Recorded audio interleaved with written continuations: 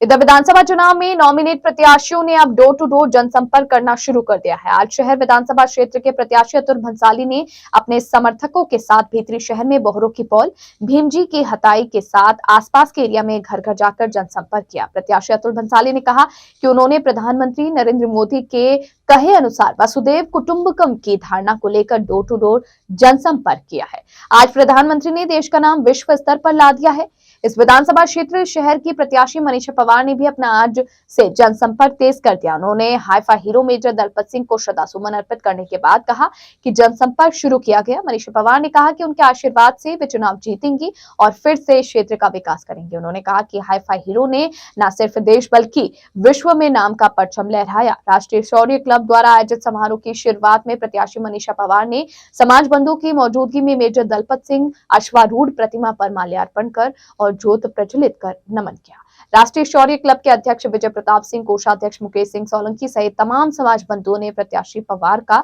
साफा व माला पहनाकर स्वागत किया।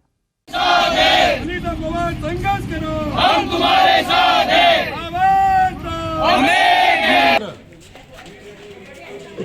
गदियों की गली और बोरों की पौल, जो कि जोधपुर की संस्कृति का हृदय क्षेत्र है और यहाँ सुबह 4 बजे से जय श्याम के नारे लग के लोग जन जागरण में लग जाते हैं। उस पवित्र स्थल पर आज भारतीय जनता पार्टी के हमारे सर्वश्रेष्ठ कार्यकर्ताओं के साथ और पूर्व में नेता प्रतिपक्ष राजेंद्र जी बोरा, लालजी बासा और पूरे मंडल अध्यक्ष छंगानी जी, यहाँ के स्थानीय पार्षद मधुमती बोड़ा जी, अपने छोटसा बेनीवाल जी, लक्ष्मीनारायण जी, दिनेश जी, इन सब और हमारे माधव सिंह जी, कविता जी, कृष्णमूर्ति,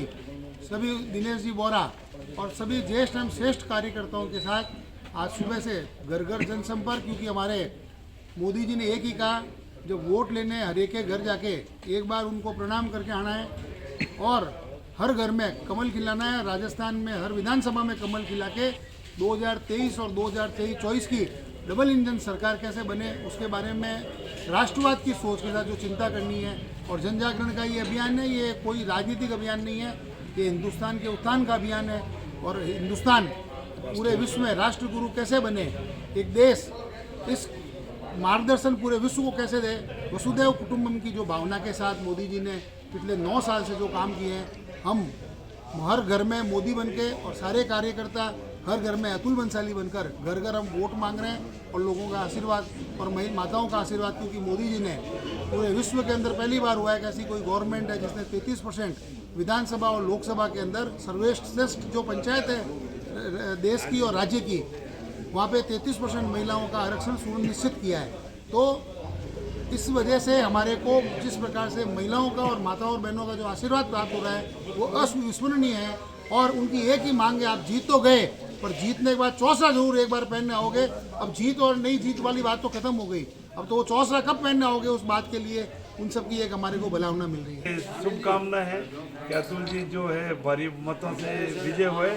और मोदी जी के जो है नेतृत्व में जो देश विकास कर रहा है और अंतर्राष्ट्रीय स्तर पर जो है ख्याति प्राप्त हो रही है, तो मोदी जी ने 9 सालों में जितना किया है और कमल का जो है आगे भी कमल का फूल खिले और देश की जो है प्रगति में जो है और अतुल जी उनके योगदान देवे। और सभी मैं पब्लिक से निवेदन करता हूँ कि भरपूर मात्रा में सहयोग करें और जाके जल्दी से जल्दी वोटिंग का जो है घर में नहीं करें। जनता पार्टी और सभी उनके कार्यकर्ता आज पिछले लगातार 3 दिनों से डोर टू डोर जनसंपर्क कर रहे हैं और जो जनसंपर्क के अंदर लोगों के अंदर उत्साह देखने का मिल रहा है कि जिस तरह भारतीय जनता पार्टी के कार्यकर्ता हर घर जाकर मोदी जी के लिए और राष्ट्र हित के लिए जो वोट की अपील कर रहे हैं, तो वहाँ पर जो लोगों का उत्साह मिल रहा है वो एक देखने योग्य है। और साथ ही इस शहर विधानसभा में जो पिछले 5 सालों में जो कार्य नहीं हुए और जिस तरह से जनता त्रस्त थी, तो उनकी भी शिकायतें बहुत ज़्यादा मिल रही है कि उनके यहाँ पर जो हमारे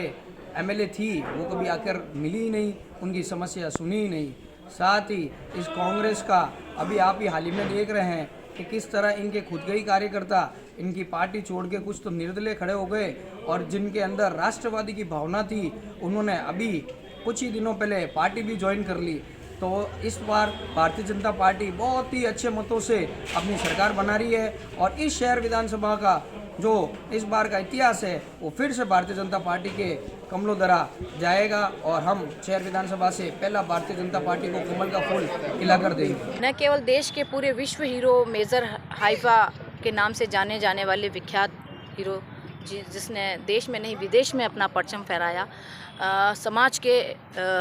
हम कह सकते हैं विश्व हीरो के नाम से जाने वाले, जहां मुख्यमंत्री और प्रधानमंत्री भी जाकर नमन करते हैं। आज मेरी चुनावी यात्रा शुरू करने जा रही हूं। उस उपलक्ष्य में समाज के सभी 36 कौम के लोगों के साथ मिलकर इनको श्रद्धांजलि अर्पित करने आए हैं। जो योद्धा ने देश के लिए नाम कमाया,